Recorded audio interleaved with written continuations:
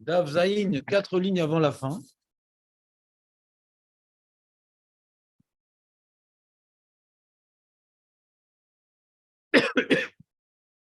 Vas-y, commence à lire Julien Lagmarin.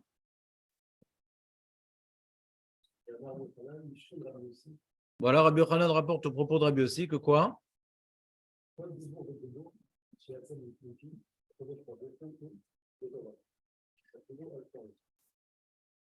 Vas-y, maintenant ponctue-le bien. Voilà, maintenant relis en le ponctuant bien.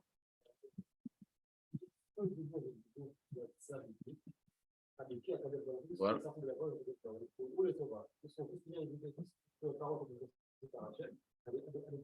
Non, non, non. Non, non, pas où les Tova. Akadosh Baruch Hu les Tova. Kol Dibur Edur Shatzam Ipiak Jourou les Tova, virgule. Aful Altnaï, virgule. Lo Chazarbo, voilà le verbe. Le verbe, c'est lo Chazarbo. Avant, il n'y a pas de verbe. T'entends ou pas? Avant, il n'y a pas de verbe. T'es avec moi, Julien, ou pas? T'es d'accord? Il n'y a pas de verbe. Le verbe, il est à la fin de la phrase. Donc, je vais te... T'es d'accord avec moi? Quand il a dit une parole qui est pour le bien, même que c'était conditionné, s'ils font ci, s'ils font ça, etc. Lo Chazarbo. Il ne revient pas en arrière. S'il a dit une parole positive, il ne revient pas en arrière dessus. Manalan, d'où savons-nous cela? Mimoshe Rabbeinu. On est toujours dans le sujet de la faute du Vaudor. Dans la faute du Vaudor, qu'est-ce qu'il avait dit Moshe Rabbeinu? Hachem avait dit à Moshe Rabbeinu que je vais faire de toi le peuple juif. Vous vous rappelez ou pas? Il a refusé Moshe Rabbeinu. Il a prié pour son peuple et il a été pardonné, le peuple juif. Mais comme il était en colère avec Jochou contre le Ham Israël qui avait fait la faute du Vaudor, il voulait, dis-toi qui n'a pas fauté, je vais refaire un Ham Israël à partir de toi. Aref Mimeni Vashmidem. Je vais les détruire. Assez au Techa, je vais faire de toi les goy Atsum, un peuple puissant. Retiens-moi, je vais les détruire. Retiens-moi. Afalga, Deba'a Moshe Rachme. Bien que Ba'er Moshe Rachme. Mazé Ba'er Rachme Moshe. Sport el Ba'e. Ba'a. Deba'a Moshe Rachme. Allah de Milta. Mazé Ba'a Moshe Rachme. Je ne vends pas, Jonathan, tu as le bleu. Je ne vends pas, Marco, tu as le marron. Ouais.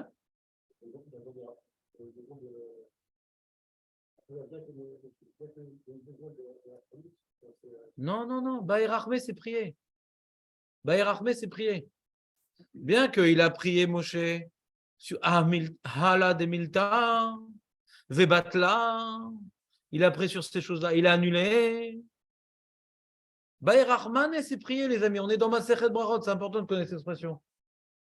Baïrachame, c'est demander la Rachamim. Baï, c'est demander, d'accord? Demander la Rachamim, c'est-à-dire prier. Il y a Tsiluta, qui est l'action de prier elle-même. Ouais. Et il y a une prière de demande de Rachamim qui s'appelle, souvent la Gemara, comment on l'appelle la tefila, elle dit Rachmenineu. Baé Rachma, c'est demande de Rachamim, c'est la prière. Bien que Moshe, il a prié sur ça, Vebatla, et il a annulé le projet divin, que Hachem voulait détruire l'âme Israël et reconstruire un peuple puissant de Moshe Rabbeinu. Afilu Achi, Ukma Bezare. Malgré tout, ça s'est accompli, le projet divin, dans la descendance de Moshe Rabbeinu. Ukma, ça s'est accompli, Bezare dans sa descendance. Chez Neymar.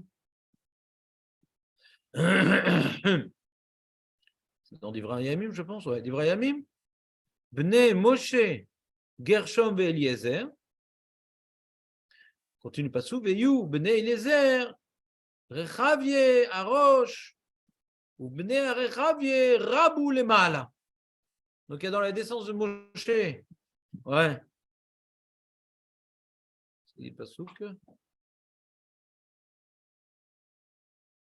Allez. Vayu bne Eliezer, Rechavia Arosh. Rechavia, c'est un quartier, mais c'est un descendant de Moshe Rabbeinu. Rechavia Arosh. Velo Eliezer Banim Acherim. Il n'a qu'un seul fils, Eliezer, ouais, c'est Rechavia. Ou bne Rechavia Rabou le Ma'ala. Vous entendez ou pas? Ou bne Rechavia Rabou le Ma'ala. Il dit le Metsuda de David, Nitrabu Mehod. Il a une descendance, Rechavia, il porte bien son nom, Rachav. Rechavia, de la dimension divine. T'entends ou pas?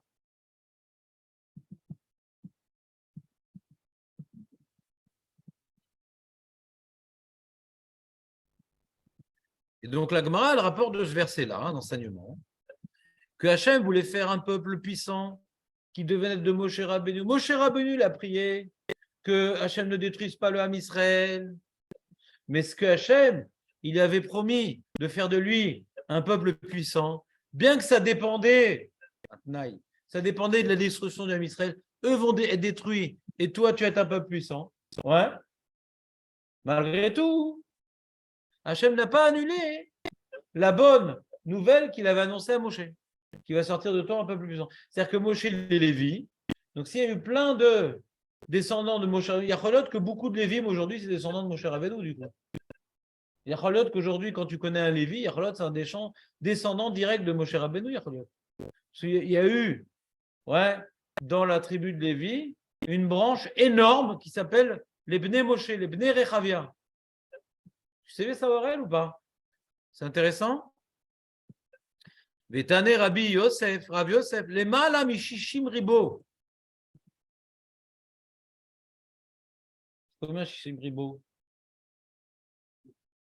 Comme il était, c'est-à-dire comme la notion d'un peuple. Le Maral nous explique que c'est quoi la dimension d'un peuple? À partir de combien on a un peuple? Monsieur a déjà parti de 70 personnes, on est un peuple. Hein? Ça.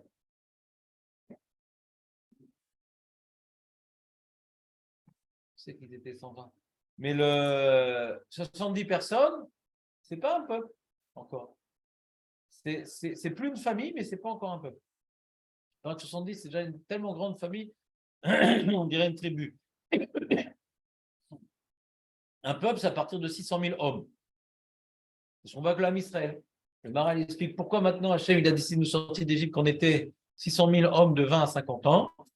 Parce que maintenant, on a pris la dimension d'un peuple, Hachem peut enfin accomplir sa promesse de sortir le peuple juif d'Égypte. Il a attendu le premier moment, Hachem. Premier moment. Il y a l'embryon d'un peuple, c'est 70. La dimension d'un peuple, 70, c'est déjà plus une famille. La dimension d'un peuple, c'est 600 000. D'accord? Et la descendance de Moshe Rabbeinu, ils sont arrivés à 600 000. Et sur ça, il y a une Zerachava, Atia, Rabbi, Rabbi.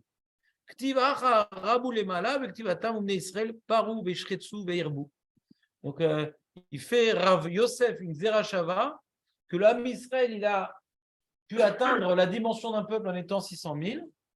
Et puisque le terme 600 000 a été écrit dans la Torah par Vaïrbou, et qu'au sujet des descendances de Moshe Rabbeinu, il y a marqué Rabou le Maala, Rav Yosef, il en fait une Zerachava que les maîtres sont arrivés à une dimension d'un peuple tellement ils étaient nombreux, les descendants de Moshe Rabbeinu. Vous êtes avec moi ou pas? Vous comprenez cette Gemara?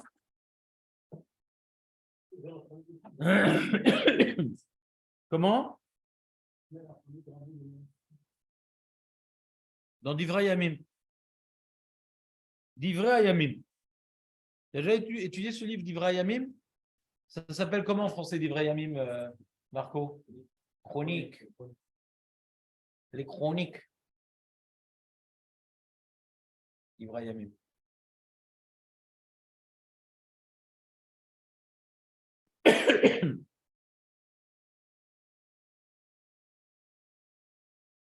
Les commentateurs, ils ont des questions sur ça.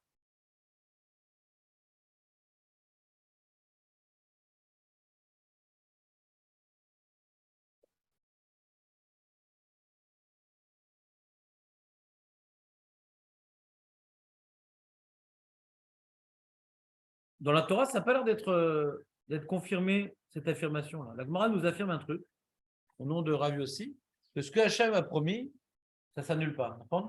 Vous avez des contre-exemples de ça? Ce que Hachem a promis, ça ne s'annule pas. Vous avez des contre-exemples de ça?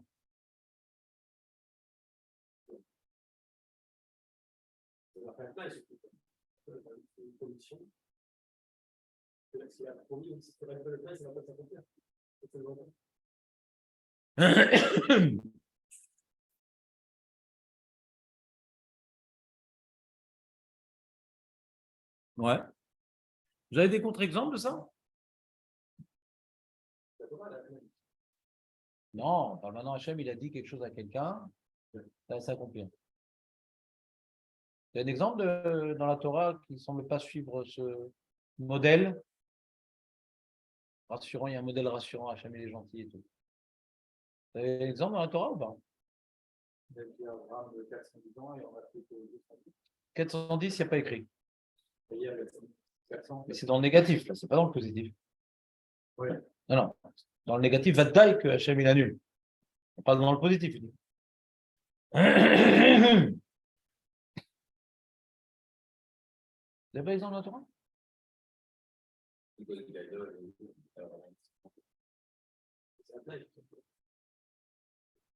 Quel rapport? Hachem, il a parlé à quelqu'un, il a dit, il t'arrivera ci, ça, et ça ne s'est pas accompli.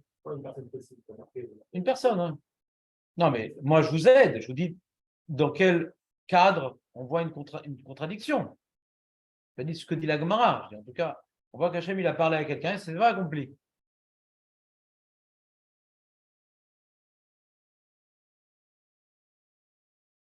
Tu l'as cité aujourd'hui, Julien. On en a parlé aujourd'hui, avec l'histoire de Yaakov Avinu. Quand Yaakov Avinu, il sort de chez Lavan, Hachem, ne t'inquiète pas, tout ira bien et tout. Qu'est-ce qu'il a, Yaakov? Il s'inquiète, ouais. Pourquoi il s'inquiète?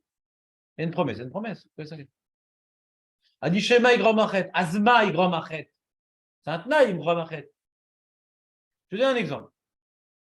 Il y a un prophète, il vient, et il dit, voilà,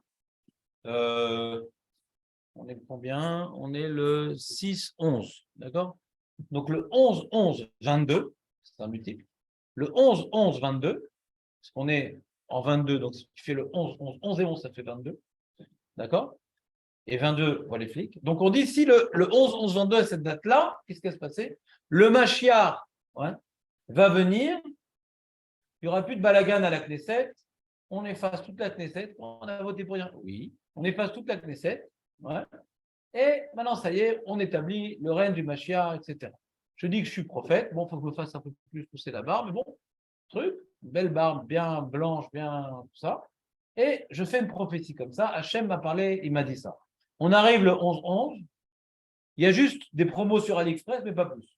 Rien de secret.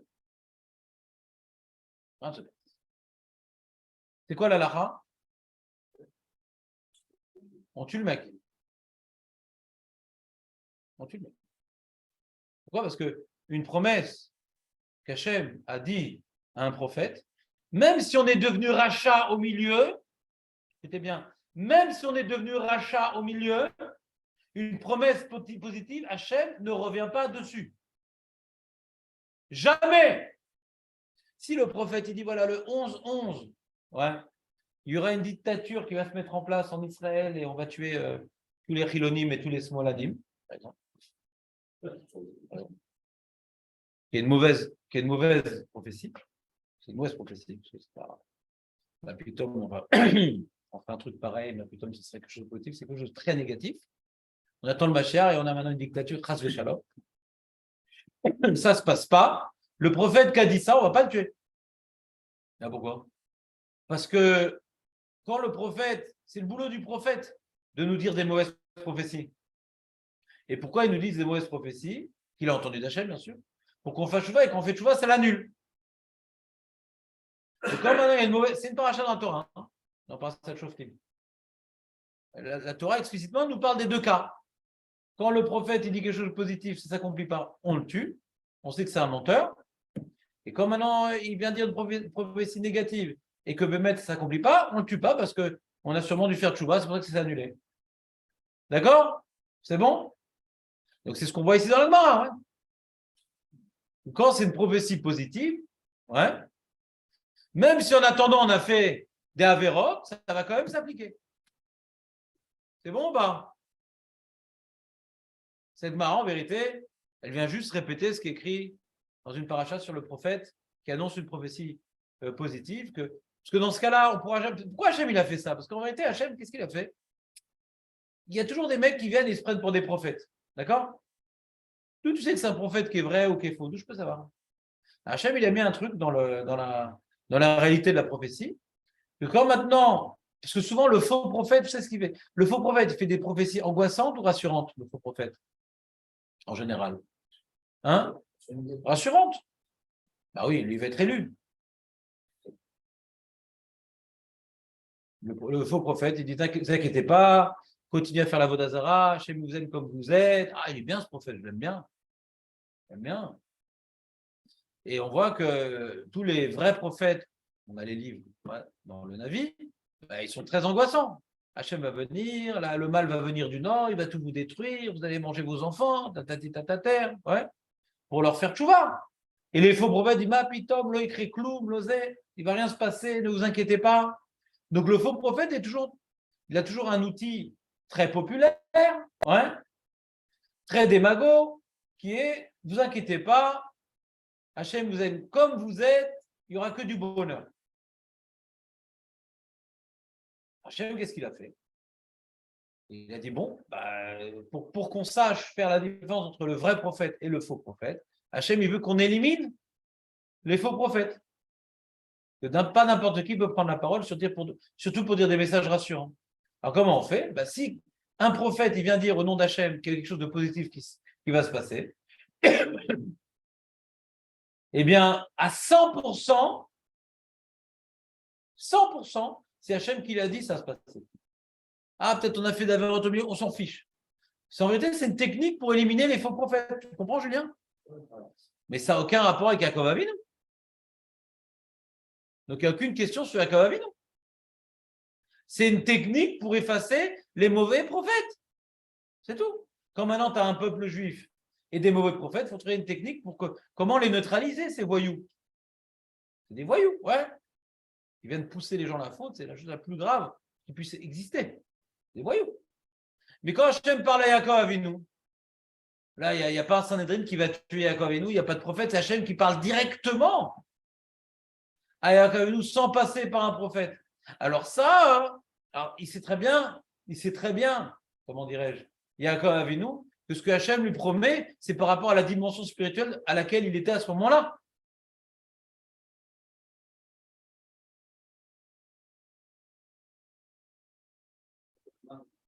J'entends pas bien? Alors il dit, Julien, je vais contre la Gemara. Quand je dis ça, c'est grave ce que je fais, d'après Julien. Pourquoi? Parce qu'il dit, on voit que c'est des choses qu'on voit avec Moshe Rabbeinu. Alors Moshe Rabbeinu, il n'allait pas se faire tuer là. C'est pas uniquement la lacha du faux prophète. C'est ça qu'il demande, Julien. Tu as compris la question de Julien ou pas? Nathan, tu as compris la question de Julien ou pas?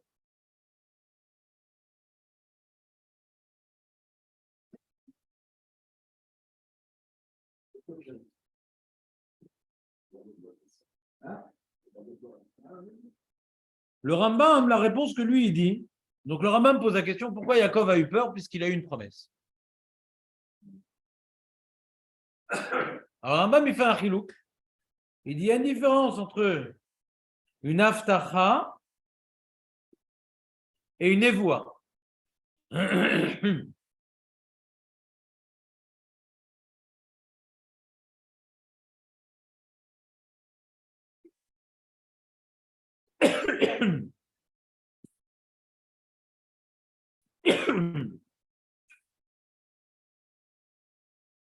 Alors, il demande les Mefarshim, c'est le chilou que je vous ai dit, le chilou que j'ai dit.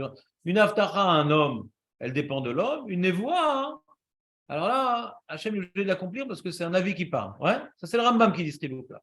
Il demande les Mefarshim sur le Rambam, d'accord, mais l'exemple que donne la Gemara de Moshe Rabbeinu ne semble pas aller dans ce sens-là. C'était une aftacha. C'était pas une névoie. C'est pas une névoie qu'Hachem lui a demandé à Moshe de dire. C'est quoi ma question actuellement, Aurel? Est-ce que la promesse, quand Hachem était la promesse, Jacob, il a eu, pourquoi Jacob, il a eu peur? C'est qu'on a dit que quand une promesse Hachem, il ne revient pas en arrière. Alors, le Rambam, qu'est-ce qu'il a répondu, le Rambam? Qu'est-ce qu'il a répondu, le Rambam? David.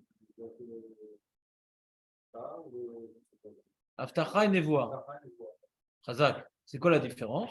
C'est quand Hachem il promet à un homme quelque chose, ça dépend de la dimension de l'homme. Quand Hachem demande un avis de transmettre un message, Hachem ne peut pas revenir en arrière quand c'est un message positif, parce que ça va tuer une vie. D'accord?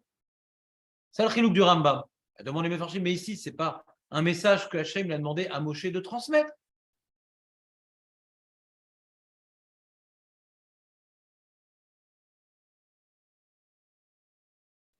C'est Naftara, comme Yaakov avec nous. Alors pourquoi dans Yaakov, ça n'a pas marché, dans Moshe, ça a marché? Ici, c'est Naftara, ce n'est pas une névoie. Ce n'est pas une névoie que Hachem il a demandé, voilà, va dire au Bnei Israël que vous allez mourir et c'est moi le nouveau peuple juif. Il n'aura pas dit de dire ça. Hachem est en train d'annoncer une bonne nouvelle à Moshe Rabbeinu, c'est toi le père du nouveau peuple juif. Comment? Et par rapport à Moshe, c'est positif. C'est ça que la Gemara nous apprend ici.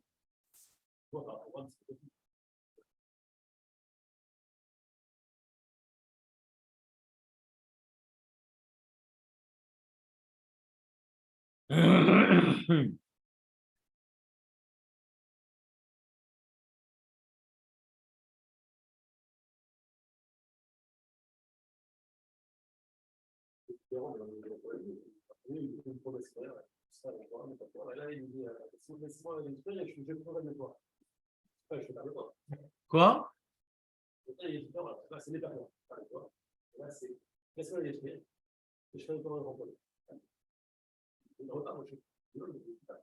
Quoi, alors tu comprends pas du tout la Gemara?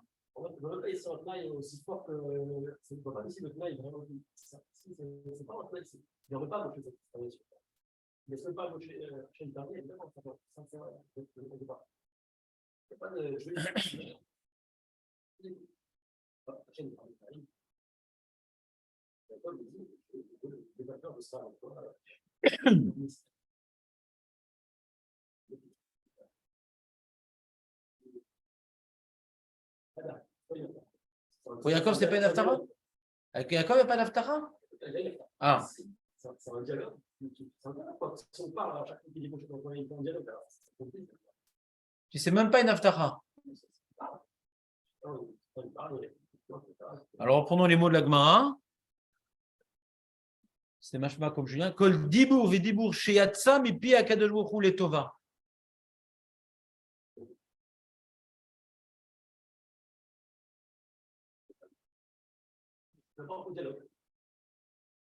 Et alors, et pourquoi dans une haftara, ça peut ne pas s'accomplir et un dibour, oui? On a enrichi, on a enrichi, on va dire, le champ lexical. Avant, on avait nevoa et haftara, et maintenant, on a dibour. C'est ça que tu as fait. T'as fait. Donc, on a un chilouk du Rambam entre haftara et nevoa. Une nevoa, c'est, comment dirais-je, irréversible. Une nevoa positive, c'est irréversible. Une haftara, je te promets de te donner, on va dire une haftara, c'est un contrat. C'est ça que ça veut dire, Julien. Une haftara, c'est un contrat.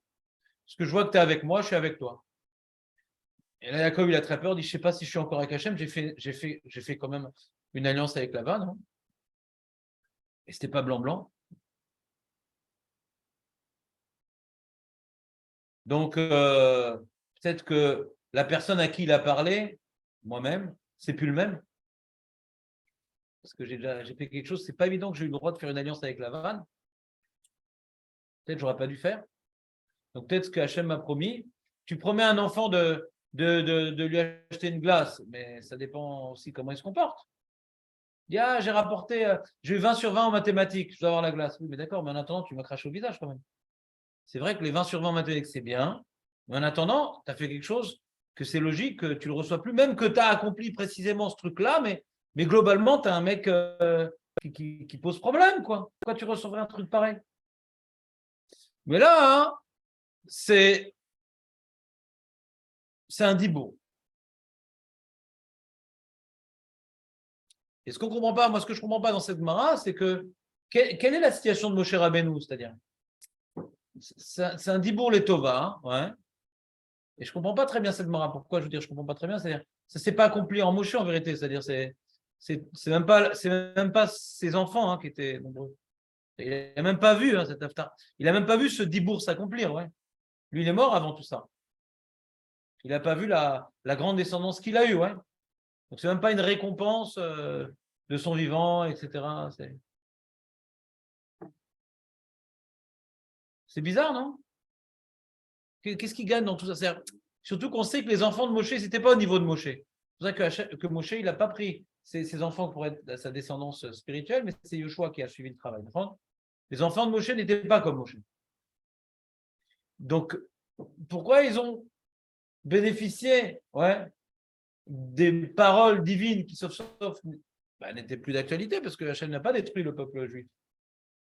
Pourquoi il a fallu quand même que sa descendance qui n'était pas au niveau de Moshe puisse connaître une telle bracha.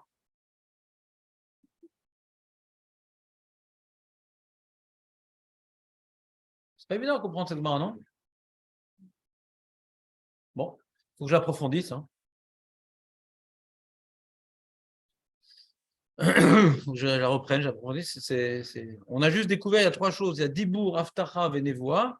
Et pourquoi dans Dibour, c'est comme ça que ça marche? C'est Chion. On continue. Amar Rabbi Yochanan, Mishum Rabbi Shimon Ben Yochai.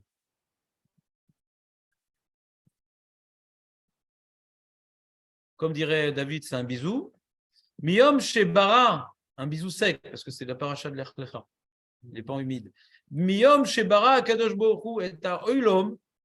Depuis le jour, le monde est, Monsieur Adjet, depuis le jour où le monde a été créé, Loaya Adam, il n'y avait pas un homme. Davzaïn Amoudbet, première ligne. Loaya Adam, il n'y avait pas un seul homme, Jonathan. Chez Karola Kadosh Baruch Adon, qui a donné une dénomination à Dieu, de dire il est Adon, le maître.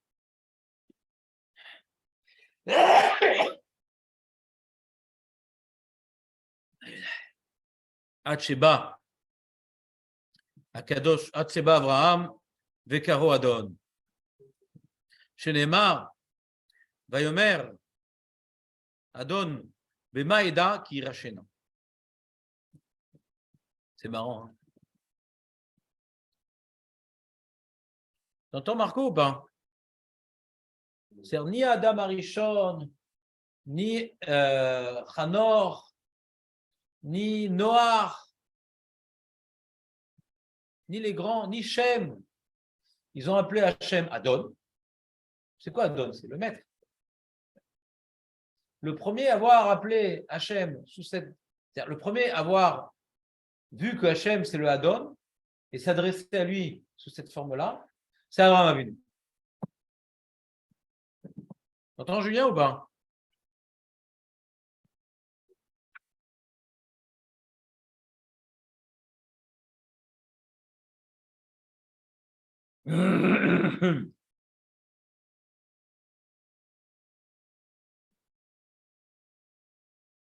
Pas compris. Les tzadikim qui étaient avant lui, ils ne savaient pas qu'Hachem c'était le maître du monde, je n'ai pas compris.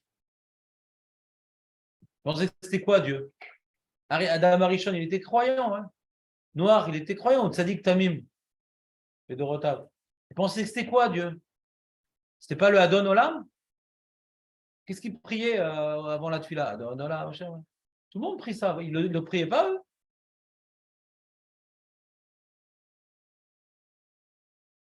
Maïtradesh avec Abraham Avinu. Qu'est-ce qui s'est passé avec Abraham Avinu? Pourquoi il faut attendre Abraham Avinu pour voir qu'Hachem il est Adon? Makara.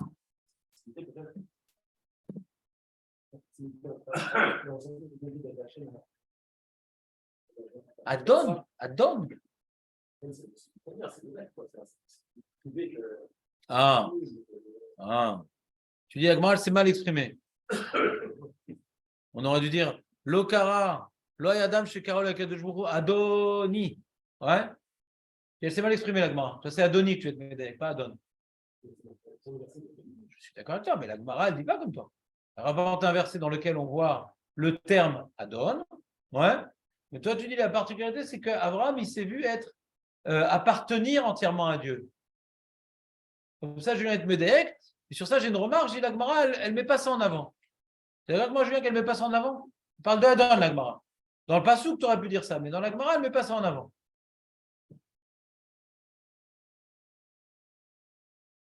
Vous êtes avec moi, monsieur Adjadj, c'est clair ou pas? La première personne à avoir appelé Hachem Adon, c'est Abraham Avinu. C'est bizarre, il demande le Rajba. Et les autres sadikim, ils croyaient en Dieu. Alors, c'est quoi Dieu? Bien sûr que c'est l'Adon, c'est le maître. C'est quoi? Makara. Alors, Maït Radesh, il Abraham Avinu. Qu'est-ce qu'il y a de particulier avec Abraham Avinu? Il a découvert qu'Hachem, c'est le maître du monde. Je vous lis le Rajba.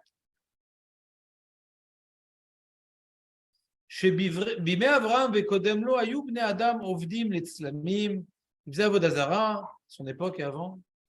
והיו נמשכים בכל מעשיהם אחר השמש והירח, כוכבים ומזלות. ובאמת יש לו מזלות, השמיים שלטון בעולם. Il y a une influence des astres sur le monde. Vous savez, monsieur Adjadj, qu'il y a une influence des astres sur le monde? Il y a même des astrologues. Alors, par le mérite d'Abraham Avinu, nous, on n'a pas d'influence des astres. Mais un goy normal, ça peut marcher. Hein. Si c'est un bon astrologue qui a bien été formé à la vieille, on peut dire, voilà, globalement, il devrait se passer ça. Les astres ont une certaine influence. Tu entends Jonathan ou pas? Tu veux un café? Non, on n'est pas nombreux. Tu m'achètes la moitié du minyan, dommage. On continue. Et donc, comme ils étaient très forts, les goïms, à l'époque, ben, ils voyaient, attends, il y a une influence, je ne me trompe pas, là, il y a une influence de l'astre. Ils savaient lire dans les astres, donc ça les a trompés. Et ils ont cru que les astres, c'était des dieux. D'accord? T'entends Aurel ou pas? Je te sens dubitatif. Adam Mechamat Mazalo Ashirwani dit bah, moi je suis riche parce que je dépends de telle étoile, et moi je suis pauvre parce que je dépends de telle étoile.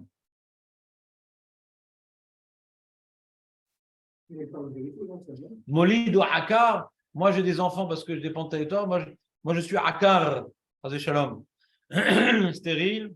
Ar Yachol, Adam, Leatot et Mazalo et Demarasav. Un homme, il peut changer un peu ce qui lui arrive. Enfin, il peut changer un peu l'influence de l'as par ses actions. Il y a une petite, comment dirais-je, une petite intervalle, ouais, une petite. Continue, Marco. Ah ouais? Abraham, Mechamat Mazalo, lo hayaro olid.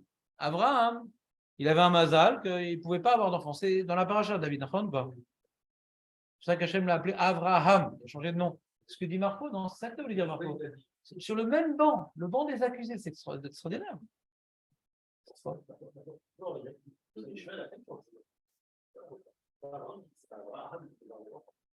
C'est une question ce que demande. Là-bas, les Mefarshim demandent sur Rashi. Avram et Nomolide. Avram et Nomolide. Il y avait Ishmaël. C'est une question des Mefarshim. Et ils répondent là-bas. Aussi, ouais. Et Avram aussi. Rachid dit Avram et Nomolide. Rachid dit Avram et Nomolide. Voilà, comme ça ils répondent. Que maintenant, de mettre au monde des toutous, ouais, des masses, ouais, de beefsteak qui n'a rien à voir avec le père, entre guillemets Ishmaël, ouais. Alors, c'est pas la descendance d'Abraham, le Chololid. Mi-Olid d'Ishmaël Agar. Elle avait un père porteur. C'est-à-dire, c'est Agar qui a mis au monde Ishmaël. Il y en a qui expliquent que, d'ailleurs, le fils d'une chifra, il n'est pas Miuchas La'av.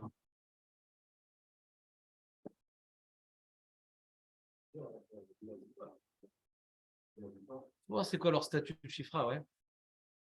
Parce qu'elles étaient les sœurs, ouais. C'est la même famille, etc. Là, c'est une chifra mitzrite, ouais. C'est ça. Hein.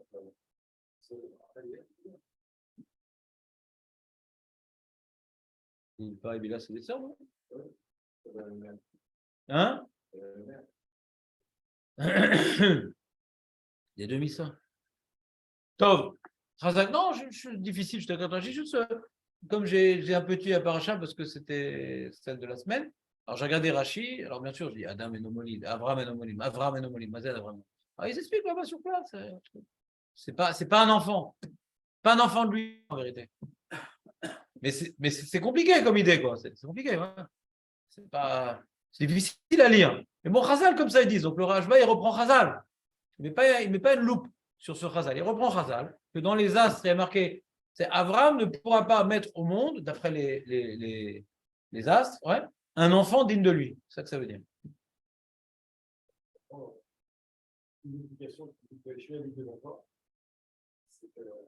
Alors, on va laisser ça de côté.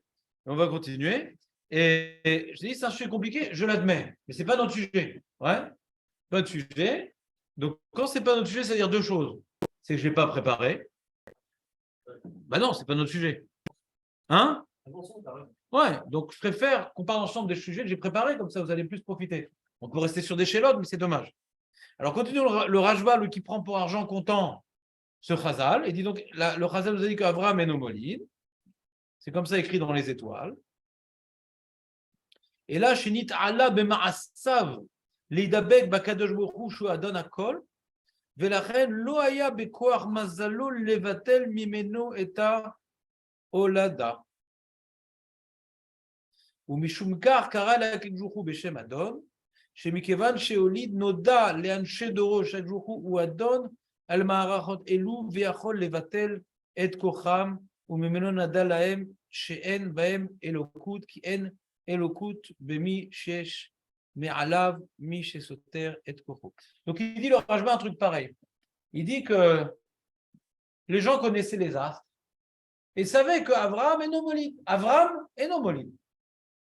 Mais Abraham ou Shina et Shmo, il a changé sa destinée, il a changé sa vie. Ou Nidbag Bachem. Quelqu'un qui croit dans son astre, c'est un désastre. Mais lui, il a cru que non. En od milevado. Il a vécu comme étant en od milevado. Ce mode de vie de en od milevado fait que Bémet, il n'a plus d'influence d'astre sur lui. Et le fait qu'il ait pu mettre au monde un enfant, il est devenu la preuve vivante que Hachem ou Adon à la colle. Il est maître des astres. Que les astres, ce ne sont que des vils, ouais, serviteurs divins. Et quand le maître décide de dépasser ses serviteurs, il le peut sans effort. Donc, c'est-à-dire l'exemple d'Avraham Avinu, ouais, fait que quand Avraham il a appelé Adon Hachem, c'est pas des mots. C'est qu'il pouvait l'appeler comme ça parce qu'il le vivait comme ça. Il vivait Dieu comme étant le maître de tout parce qu'il a vu en lui, ouais, qu'il n'y avait aucune influence à part Dieu quand on s'attache à Dieu. Vous comprenez ce qu'il dit Rashba ou pas? C'est un peu ça que tu voulais dire, Julien, non? C'est un peu là. Il a vu que Hachem était maître sur lui. Mais le Rashba, il a juste dit que comme il y avait un problème général des astres, c'est pas que lui en vérité. Il est venu démentir une philosophie fort répandue qui a du vrai, que quelqu'un qui se laisse aller, alors les astres ont une influence sur lui, donc elle était bien établie cette philosophie parce qu'elle était confirmée, ouais, que je pouvais lire dans les astres ce qui devait m'arriver. Quand je me laisse aller à ma vie est déjà déterminée. Il y a effectivement un mouktoub pour celui qui ne fait pas d'avodat Hashem. Il y a des choses prédestinées. Aval Miché Oved Hashem, Bekol Kocho, celui qui sert de toutes ses forces. Alors il est dirigé uniquement par Akadosh Baruch Hu et il sort des rails. C'est clair, Jonathan, ou pas? Donc quand le premier qui a dénommé Hashem Adon, en y croyant de toutes ses tripes, c'est Avraham Avinu. C'est possible que d'autres, ils aient appelé Hachem Adon. Mais ni ils avaient prouvé que Hachem Adon ou Adon Olam, et ni l'avait proclamé. Parce que quand Abraham avait nous proclamé cela, c'était véritablement quelque chose qui pour lui était évident. Ce n'est pas une proclamation pour recevoir des mandats à la Knesset. Ce n'était pas de la politique. Oui, j'aime Hachem et tout, votez pour moi. Non, ce n'était pas de la politique. Il était Marzir Anashim Betchouva, que En On Milevado. Donc, on peut expliquer la Gemara de deux manières. Moi, sans le Rashba, j'aurais expliqué différemment. J'aurais dit, c'est le premier à avoir proclamé Hachem comme étant le Hadon. Les autres, ils le savaient, mais ils ne l'ont pas proclamé.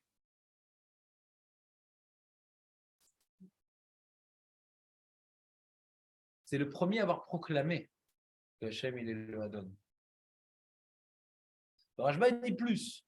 C'est le premier à avoir prouvé que Hachem, il est le Hadon, étant donné qu'il a pu s'émanciper du mazal auquel les autres étaient aliénés. Fin de première session.